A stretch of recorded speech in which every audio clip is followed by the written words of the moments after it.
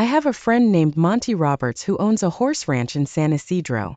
He had let me use his horse ranch to put on fundraising events to raise money for youth at-risk programs.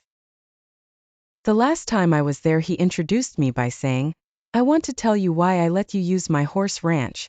It all goes back to a story about a young man who was the son of an itinerant horse trainer. The trainer would go from stable to stable, racetrack to racetrack, farm to farm and ranch to ranch training horses. As a result, the boy's high school career was continually interrupted. When he was a senior, he was asked to write a paper about what he wanted to be and do when he grew up. That night he wrote a 7-page paper describing his goal of someday owning a horse ranch.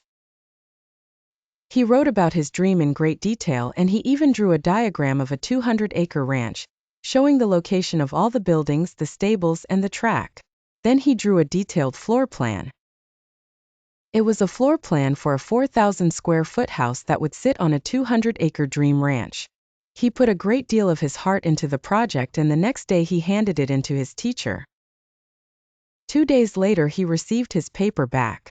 On the front page was a large red F with a note that read, "See me after class." The boy with the dream went to see the teacher after class and asked, "Why did I receive an F?"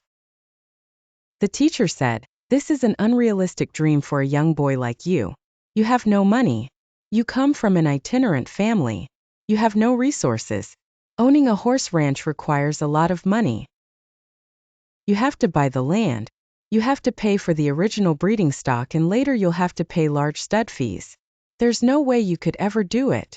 Then the teacher added, "If you will rewrite this paper with a more realistic goal, I will reconsider your grade." The boy went home and thought about it long and hard.